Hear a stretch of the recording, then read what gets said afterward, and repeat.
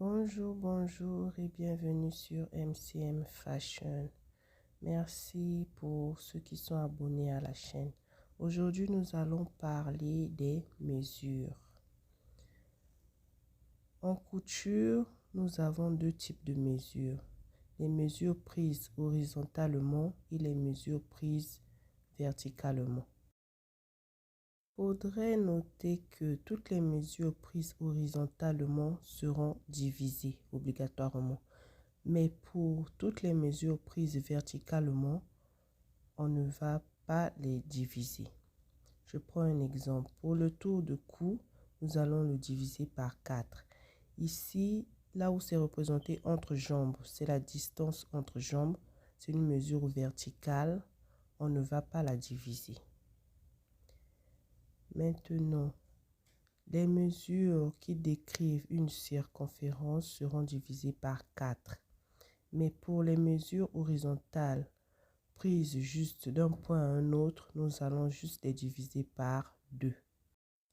Je m'explique. Pourquoi nous devons diviser d'autres mesures par 4 et d'autres mesures par 2? Parce que la mesure que nous diviserons par 4, c'est une circonférence. Et comme nous travaillons sur les parties demi-devant ou demi-dos, voilà pourquoi nous divisons par 4. Parce que nous travaillons sur un quart de la circonférence. Maintenant, les mesures horizontales qui vont d'un point à un autre, nous allons juste les diviser par 2. Pourquoi? Parce que nous travaillons juste sur la partie demi. Donc ici, pour le tour de bras, nous allons diviser par 4. Tour de poitrine par 4. Tour de taille par 4.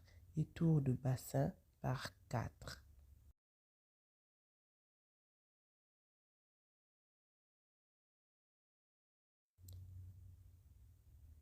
Maintenant, sur cette figure, nous voyons la partie carrure devant. C'est une distance prise d'un point à un autre, mais comme c'est une mesure horizontale, nous allons la diviser par 2 parce que nous travaillons sur la partie demi devant.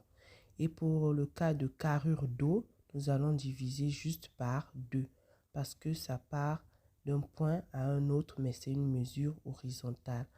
Le tour d'encolure est aussi appelé tour de cou. C'est la même chose. Mais pour la hauteur taille dos ou hauteur taille devant, nous n'allons pas diviser cette mesure parce que c'est une mesure prise verticalement. Pour le tour de poignet ou grosseur du bras, nous allons diviser ces mesures par 4. Comment trouver votre taille? Mesurez votre tour de poitrine au point le plus large du buste. Mesurez votre tour de taille au point le plus mince. Mesurez votre tour de ceinture légèrement au-dessus de votre bassin. Mesurez votre tour de bassin au point le plus fort.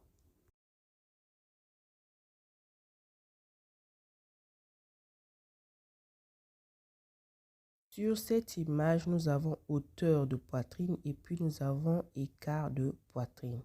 L'écart de poitrine, c'est la distance horizontale entre le bout d'un sein à un autre bout de sein.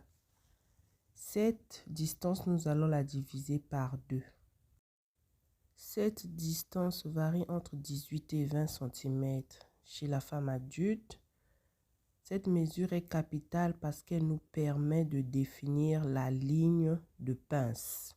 C'est à partir de cette mesure que nous pouvons tracer les pinces.